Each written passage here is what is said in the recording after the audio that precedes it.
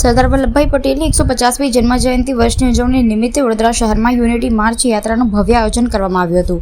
આ યાત્રા સેવાસીથી પ્રારંભ થઈ સેવાસી ચેકપોસ્ટ માર્ગે આગળ વધતી ગોત્રી વિસ્તાર ખાતે પહોંચી હતી। સમગ્ર માર્ગ દરમિયાન યાત્રાળુનું વિવિધ સ્થળોએ ઉષ્માભર્યું સ્વાગત કરવામાં આવ્યું હતું।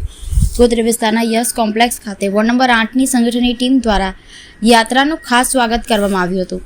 આ પ્રસંગે વોર્ડ નંબર 8ના વોર્ડ પ્રમુખ વિપુલ બારોટ, મહામંત્રી તથા કાઉન્સિલર રાજેશ પ્રજાપતિ, સંગઠન ટીમના જિગ્નેશ પંચાલ, સિની સ્વામી સહિત હોદ્દેદારો અને કાર્યકર્તાઓ મોટી સંખ્યામાં હાજર રહ્યા હતા।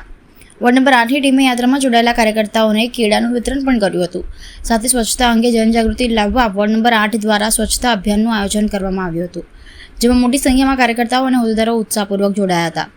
આ પ્રસંગે વોર્ડ પ્રમુખ વિપુલ બારોટે વધુમાં વધુ લોકોને યાત્રામાં જોડાઈ એકતા, સ્વચ્છતા અને સમાજ સેવા જેવા મૂલ્યોને મજબૂત બનાવવા આહ્વાન કર્યું હતું।